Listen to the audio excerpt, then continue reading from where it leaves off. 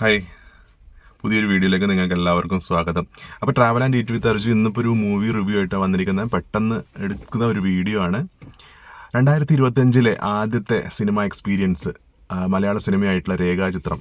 ആദ്യം ഞാൻ കാണണമെന്ന് വിചാരിച്ചത് ആക്ച്വലി അജിത്തിൻ്റെ വിടാമുയർച്ചയാണ്. ജനുവരി 10 റിലീസ് ചെയ്യുന്നൊക്കെ പറഞ്ഞിരുന്നു. പക്ഷേ സിനിമ വീണ്ടും റിലീസ് പോസ്റ്റ്പോൺ ചെയ്തു. ഇനി എന്ന് റിലീസ് ചെയ്യുമോ എന്തോ അറിയില്ല. അതുകൊണ്ട് തന്നെ ഫസ്റ്റ് കണ്ടത് ഇപ്പോൾ രേഖാചിത്രമാണ്. Director Jofin T Chacko.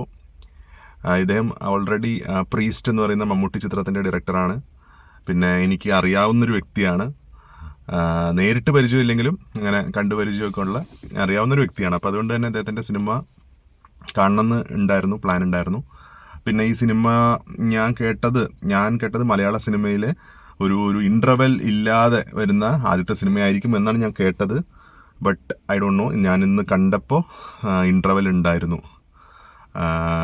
ഒരു ഇൻ്റർവെൽ ഒരു പ്ലേസ് ചെയ്ത രീതി എനിക്ക് അത്ര അങ്ങോട്ട് കൺവിൻസിങ് ആയി തോന്നിയില്ല. ഇൻ്റർവെൽ ഇല്ലാതെ തന്നെ മുന്നോട്ട് പോയിരുന്നെങ്കിൽ നന്നായിരുന്നു എന്ന് തോന്നി. നല്ലൊരു ത്രില്ലറാണ്. ഇപ്പോൾ ത്രില്ലർ ആയതുകൊണ്ട് തന്നെ അതിൻ്റെ സസ്പെൻസ് ചോരുന്നതിന് മുന്നേ കാണണം. ആ ഒരു ഉദ്ദേശത്തോടു കൂടിയാണ് സിനിമ ഇറങ്ങിയ ദിവസം തന്നെ വൈകുന്നേരം കണ്ടത്. അതെന്തായാലും വർത്ത് എ വാച്ചായിരുന്നു. കാരണം ഈ അടുത്ത് കണ്ട സിനിമകളിൽ വെച്ചിട്ട് തന്നെ ഒരു മികച്ച ഒരു ത്രില്ലർ സിനിമ തന്നെയാണ്. ത്രില്ലർ എന്ന് പറഞ്ഞു കഴിഞ്ഞാൽ എന്താണെന്ന് ഞാൻ പറയുന്നില്ല, കാരണം പറഞ്ഞ അതിൽ സ്പോയിലറാവും. സോ അതിലേക്കൊന്നും ഞാൻ പോകുന്നില്ല. ഒരു ചെറിയ ഹിൻഡ് മാത്രം പറയാം. 1980s നടന്ന ഒരു മലയാള സിനിമയുടെ സെറ്റിൽ വെച്ച് നടക്കുന്ന ഒരു സംഭവം, അതുമായി റിലേറ്റ് ചെയ്യുന്ന കാര്യങ്ങൾ ഒക്കെയാണ് ഈ ഒരു സിനിമയുടെ ഇതിവൃത്തം. അത് ഇപ്പോഴത്തെ കാലവുമായിട്ട് കണക്ട് ചെയ്തിട്ട് ഒരു ഇൻവെസ്റ്റിഗേഷൻ കൊണ്ടുപോകുന്നു. ആസിഫ് അലിയാണ് ഇതിലെ മുഖ്യ കഥാപാത്രം അവതരിപ്പിക്കുന്നത്.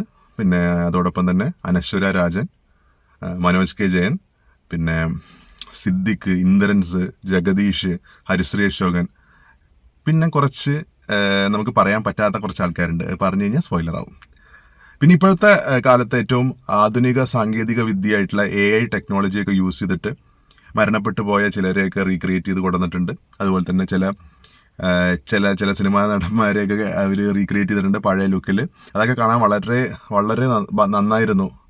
ടെക്നോളജി പ്രോപ്പറായിട്ട് യൂട്ടിലൈസ് ചെയ്തതുകൊണ്ട് നമുക്ക് ആ ഇമ്പാക്റ്റ് കിട്ടി. ആൻഡ് മോർ ഓവർ ആ ഒരു 80കളിലൊക്കെ നടക്കുന്ന ഒരു കാര്യത്തിന് ആ ഒരു കാലഘട്ടത്തിലേക്ക് നമ്മളെ എത്തിക്കാൻ ആ ടെക്നോളജിയും ആ മ്യൂസിക് ഒക്കെ കൊണ്ട് വളരെയധികം സഹായിച്ചിട്ടുണ്ട്. പിന്നെ ഇതിനകത്ത് മ്യൂസിക് ചെയ്തിരിക്കുന്നത് മുജീബ് മജീദാണ്. ഈ ഒരു ത്രില്ലർ ജോണർ വരുമ്പോൾ അതിൻ്റെ ആ ഒരു സസ്പെൻസ് അതുപോലെ ഉള്ള കാര്യങ്ങളൊക്കെ തന്നെ വിട്ടുപോവാതെ നല്ല രീതിയിൽ ആളുകളെ എൻഗേജ് ചെയ്യാൻ ഇതിൻ്റെ മ്യൂസിക് ഡിപ്പാർട്ട്മെൻറ്റ് വളരെ വലിയൊരു പങ്ക് വഹിച്ചിട്ടുണ്ട്. സോ അത് എനിക്ക് വളരെയധികം ഇഷ്ടപ്പെട്ടു. പിന്നെ സിനിമയുടെ ഓവറോൾ ലെങ്ത്ത് 2.5 മണിക്കൂറാണ്. പക്ഷെ 2.5 മണിക്കൂർ നമുക്കങ്ങനെ ഫീൽ ചെയ്യില്ല. 2.5 മണിക്കൂറിനേക്കാളും പോയാൽ കൂടിയും കുഴപ്പമൊന്നുമില്ലാത്ത ലെവലിൽ നമുക്ക് തോന്നുന്നു. ചില സിനിമയൊക്കെ 2 മണിക്കൂറിന് വിലയപ്പോൾ തന്നെ നമുക്ക് ഒരു ബോറടിക്കും. പക്ഷെ ഇതങ്ങനെയല്ല, അങ്ങനെ ലാഗ് കാര്യങ്ങളൊന്നും നമുക്ക് ഫീൽ ചെയ്യണില്ല. ഇതിനകത്ത് കഥ എഴുതിയിരിക്കുന്നത് 2 പേരാണ്, ജോൺ മന്ത്രിക്കൽ ആൻഡ് രാമു. അങ്ങനെ 2 പേരുടെ പേരാണ് കണ്ടത്. പിന്നെ ഇതിൻ്റെ produced by Venu Kunnappally, editing by Shameer Muhammad and cinematography by Appu Prabhakar. അതാണ് ടെക്നിക്കൽ സൈഡ്. പിന്നെ നമ്മൾ മ്യൂസിക്കിൻ്റെ കാര്യം ഓൾറെഡി പറഞ്ഞായിരുന്നല്ലോ. സോ ബ്രില്യൻ്റ് ആയിട്ടുള്ളൊരു തീം അതിനെ നല്ല രീതിയിൽ തന്നെ എക്സിക്യൂട്ട് ചെയ്തിട്ടുണ്ട്. ആസിഫ് അലിയെ സംബന്ധിച്ചിടത്തോളം കിഷ്കിന്ദ കാണ്ഡത്തിന് ശേഷമുള്ള ഒരു സിനിമ, അപ്പോൾ അത്രത്തോളം എക്സ്പെക്റ്റേഷൻ ഉണ്ടാവും. അത്രയും പുള്ളിയുടെ സ്ക്രിപ്റ്റ് സെലക്ഷൻ കിഡിലനാട്ടോ. ഈ ഒരു 2024 പുള്ളി ചെയ്ത സിനിമകളൊക്കെ തന്നെ ഒരു ഡിഫറെൻറ്റ് പാറ്റേൺ ആണ്. പുള്ളി നല്ല രീതിയിൽ സ്ക്രിപ്റ്റ് സെലക്ട് ചെയ്തിട്ടുണ്ട്. ഒരുപാട് സ്ക്രിപ്റ്റ് സെലക്ഷൻ്റെ കാര്യത്തിൽ ആളുകൾ പുള്ളിയൊക്കെ ഒരുപാട് ക്രിട്ടിസൈസ് ചെയ്തിരുന്ന ഒരു നടനാണ്. അതിൽ നിന്നൊക്കെ മാറി 2024 was excellent year for Asif Ali. അതുപോലെ തന്നെ 2025 നല്ല രീതിയിൽ തന്നെ തുടങ്ങിയിട്ടുണ്ട്. നല്ലൊരു റോള് പുള്ളിക്ക് വളരെ ആപ്റ്റായിട്ടുള്ള റോള്. പിന്നെ പുള്ളി അറിയാലോ, പോലീസ് റോളുകൾ കുറേ ചെയ്യുന്നുണ്ട്. പക്ഷേ ടൈപ്പ് കാസ്റ്റ് ആയി പോകുന്നൊരു ചെറിയ സംഭവമുണ്ട്. പുള്ളി ഇങ്ങനെ കണ്ടിന്യൂസ് ആയിട്ട് പോലീസ് റോളുകൾ ചെയ്യുമ്പോൾ. പക്ഷേ ഉണ്ട്, വേറെ സിനിമകൾ ഇടയിലൂടെ വരുന്നതുകൊണ്ട് കുഴപ്പമില്ല. പിന്നെ മലയാളത്തിൻ്റെ ഭാഗ്യനായികയായിട്ടുള്ള അനശ്വര രാജൻ. ഇപ്പോൾ അനശ്വര രാജൻ സിനിമയിലുണ്ടെങ്കിൽ പടം ഹിറ്റാണ് എന്നൊരു ഫീല് കിട്ടുന്നുണ്ട്. ആ ലെവലിൽ പുള്ളിക്കാരി അതുപോലെ സ്ക്രിപ്റ്റ് സെലക്ഷൻ നന്നായിട്ട് ചൂസ് ചെയ്യുന്നുണ്ട്. പിന്നെ മലയാളത്തിൽ ഒരുപാട് നടന്മാരുണ്ട്. ഞാൻ ഇപ്പോൾ പറഞ്ഞായിരുന്നല്ലോ. അവസാനം കുറച്ച് സസ്പെൻസൊക്കെ ഉണ്ട്.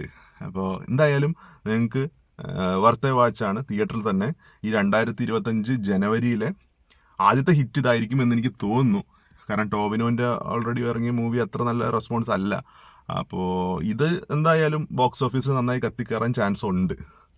അത്രയൊക്കെ ഞാൻ പറയുന്നുള്ളൂ. അപ്പോൾ ഞാനിപ്പോൾ വന്ന ഉടനെ എടുത്തൊരു വീഡിയോ ആണ്. തെറ്റുകുറ്റങ്ങൾ ഉണ്ടെങ്കിൽ പൊറുക്കുക. നിങ്ങൾ സിനിമ കണ്ടിട്ട് നിങ്ങളുടെ അഭിപ്രായങ്ങൾ കമൻറ്റ് സെക്ഷനിൽ രേഖപ്പെടുത്തുക. നമുക്ക് ഉടനെ തന്നെ മറ്റൊരു വീഡിയോയുമായി കാണാം. അതുവരെയ്ക്കും ബായ്. പിന്നെ ചാനൽ ആദ്യമായി കാണുകയാണെങ്കിൽ സബ്സ്ക്രൈബ് ചെയ്യാനും നമ്മുടെ വീഡിയോ ഒന്ന് ലൈക്ക് ചെയ്യാനൊക്കെ ഒന്ന് ശ്രമിക്കുക. നമ്മൾ 25K ഒക്കെ ഒന്ന് പെട്ടെന്ന് എത്തണമെന്നുണ്ട്. സോ അതുകൊണ്ട് ഒന്ന് സപ്പോർട്ട് ചെയ്യുക. അപ്പോൾ നമുക്ക് മറ്റൊരു വീഡിയോയുമായി കാണാം. Bye bye.